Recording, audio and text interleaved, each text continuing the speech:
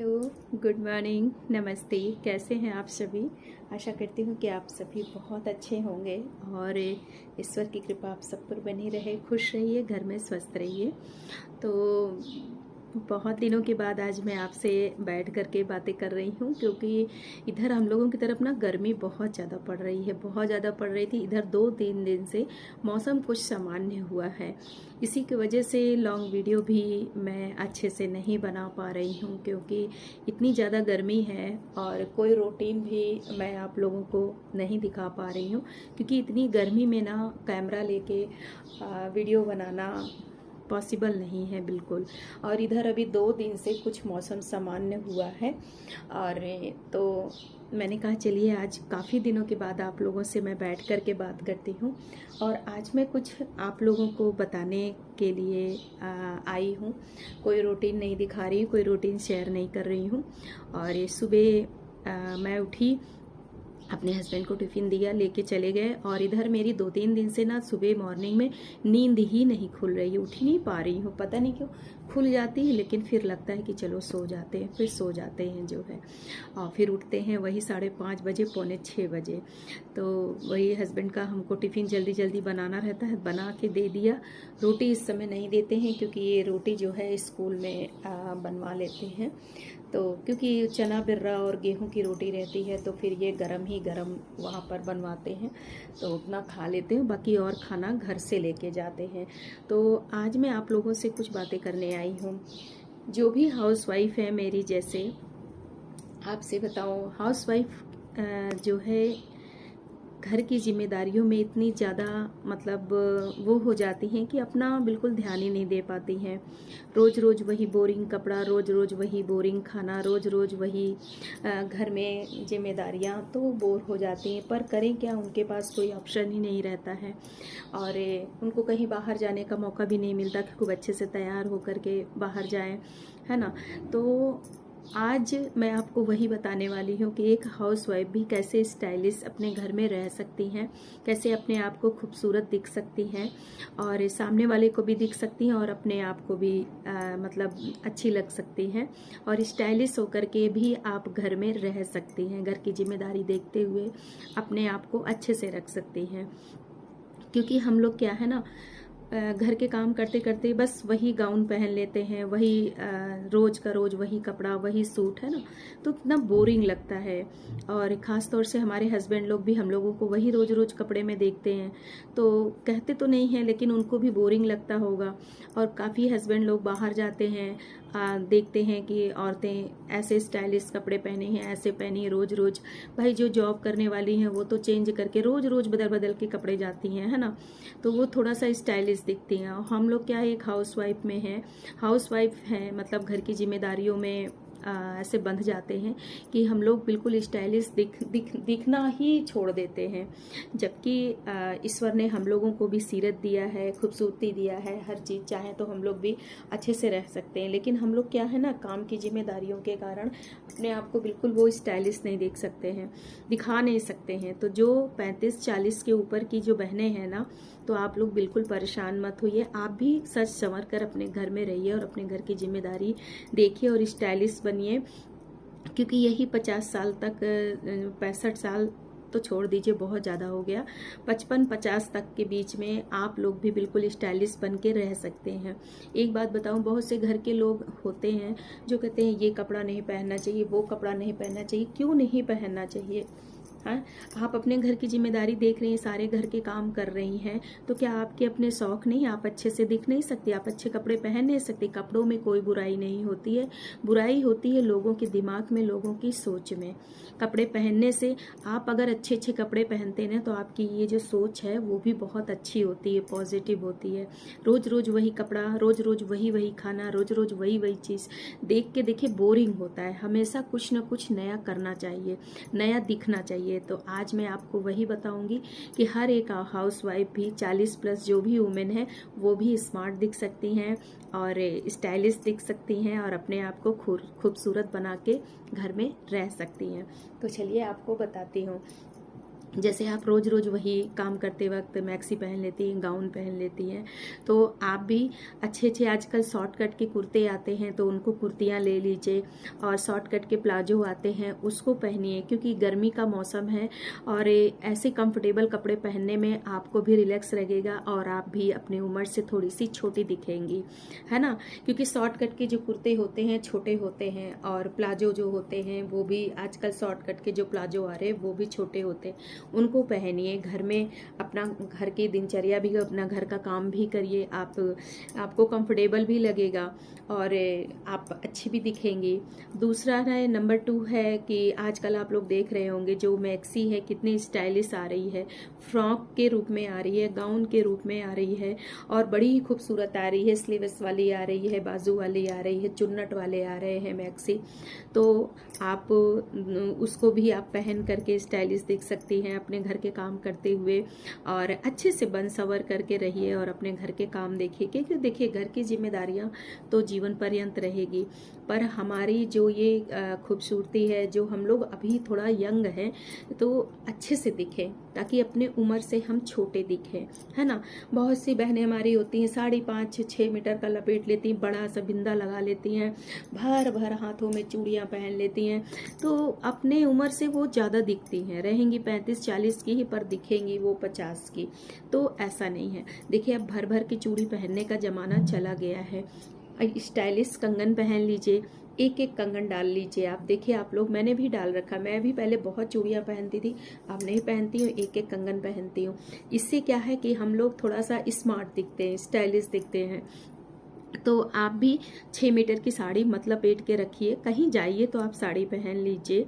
साड़ी मैं मानती हूँ कि एक भारतीय नारी का जो है परिधान है और उसमें बहुत खूबसूरत भी लगती हैं, लेकिन ऐसे मौक़ों पर जहाँ आप कहीं जा रही हैं, कहीं पार्टी है, कहीं शादी विवाह है, तो आप साड़ी पहन के जाइए, खूब भर भर चूड़ियाँ पहन गई।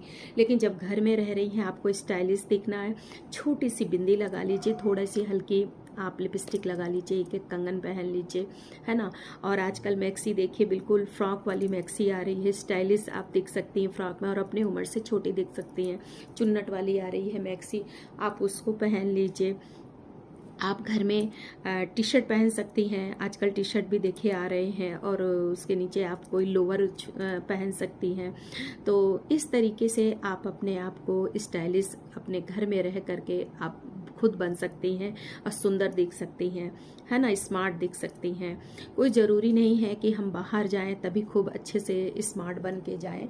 आप घर में रहिए, क्योंकि एक हाउसवाइफ रोज रोज कहीं बाहर नहीं जा सकती है, तो आप अपने सारे शौक और इच्छाएं घर में ही पूरी कर सकते हैं। आप घर में रह करके स्मार्ट दिख सकती हैं और स्टाइलिश दिख सकती हैं। तो आप इस तरीके का कपड़े पहनिए जो आपकी उम्र से आपको छोटा दिखे जो है। तो मैं बता चुकी हूँ कि आज जिनके पास पैसा है वो तो आप ले ही सकती हैं, जिनके पास नहीं है तो आप जैसे फालतू इधर उधर के खर्चे करती हैं, तो आप अपने शरीर के लिए भी खर्चा करिए, थोड़े बहुत अपना खूबसूरत आप लग सकती हैं घर में रह करके।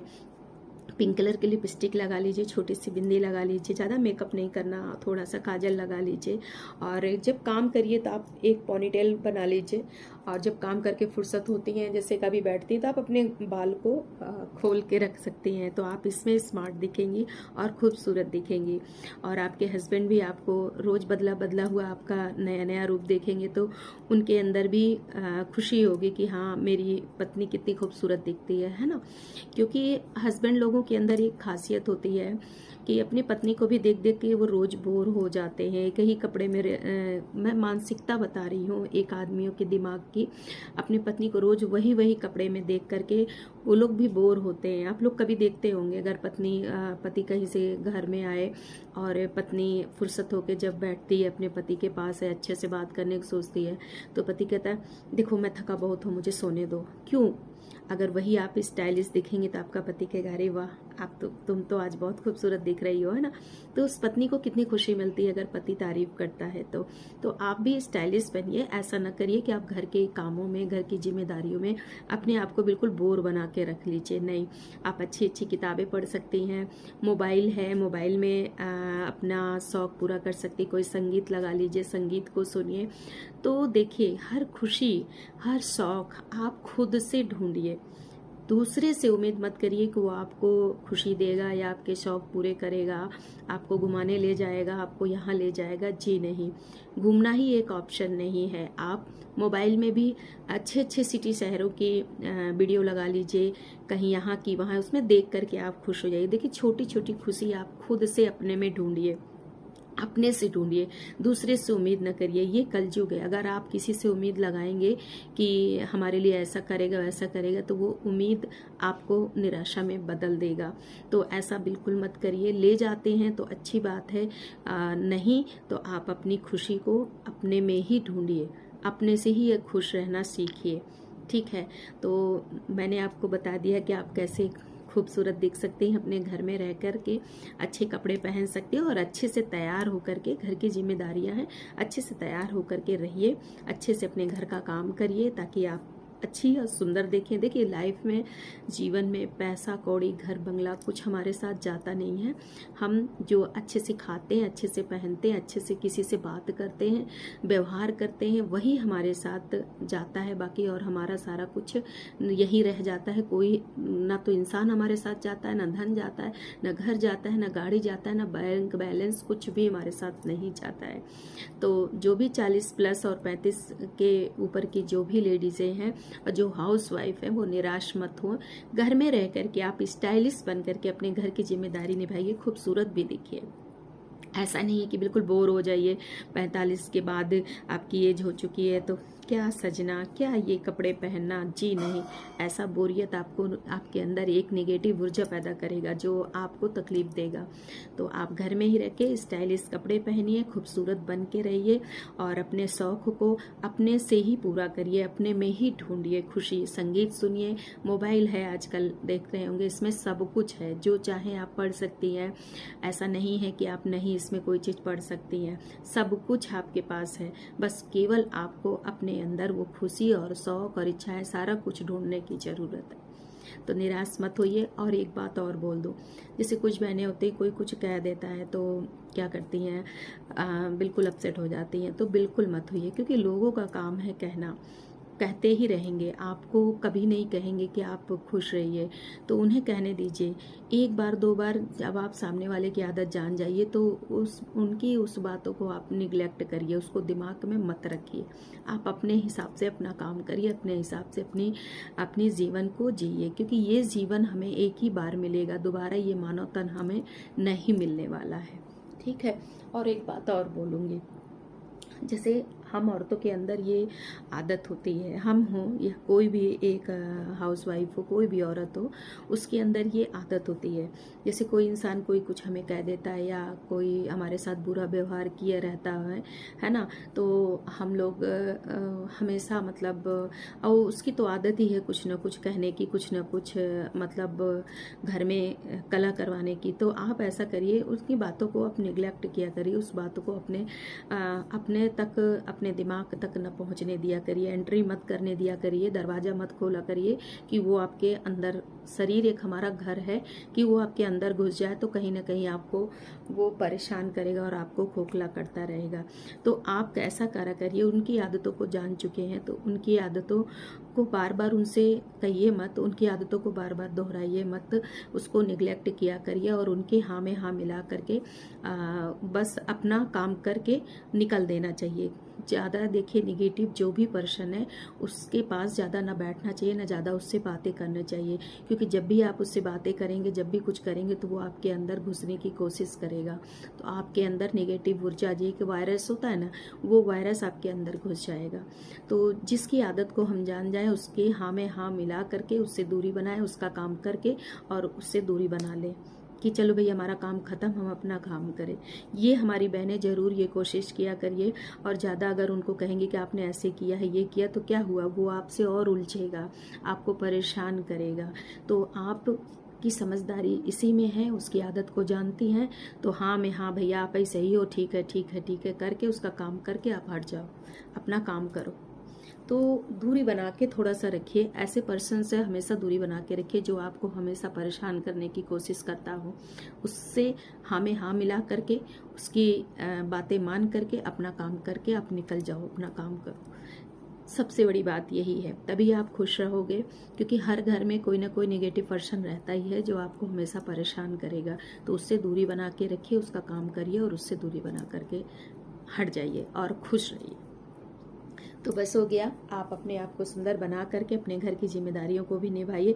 इन्हें कि एकदम बोर हो करके घर का काम करके पसीना चुआ करके बस लेटा नहीं, साफ सुथरा रहिए, अच्छे से सुंदर बना करके रहिए और अपने घर में ही आप अपने आप की जो भी आपकी खुशी है उसको अपने आप में ढूंढिए, ना कि किसी और से आप उम्मीद करिए। बस मैं यही कहना चाहती हूँ। और मेरी हाउसवाइफ बहनें ना बहुत ही स्ट्रांग होती हैं। एक औरत में जो हर चीज़ झेलने की ताकत होती है वो एक पुरुष में बिल्कुल नहीं होती है। और हर एक औरत अपने कहीं ना कहीं मन के अंदर, दिल के अंदर कुछ न कुछ गम छिपाए होती है जो कभी किसी से नहीं कहती है। मैं भी एक औरत हूँ, मैं जानती हूँ। तो कुछ औरतें होती हैं कि निकाल देती हैं भड़ास, कुछ औरतें होती हैं कि अंदर छिपा के रखती हैं। और औरतें हमेशा अंदर चाहे लाख ही गम हो, लाख ही काले बादल घिरे हों, लेकिन फिर भी वो बाहर हंसती रहती है, खुश रहती है, लोगों को दिखाने की कोशिश करती है कि हमें कोई गम नहीं, कोई टेंशन नहीं है। औरत के अंदर बहुत दर्द छिपे होते हैं, लेकिन वो दर्द को बाहर दिखाती नहीं, क्योंकि केवल उसी के सामने रखती है जो उसके दर्द और भावनाओं को, फीलिंग को समझे। नहीं तो वो किसी के सामने नहीं रखती, या तो अपने माँ बाप के सामने रखती है, क्योंकि माँ बाप हमेशा फीलिंग को समझते हैं। और कुछ पति ऐसे होते हैं जो अपने औरत की फीलिंग को, भावनाओं को, इच्छाओं को, शौकों को बिना बताए समझ जाते हैं।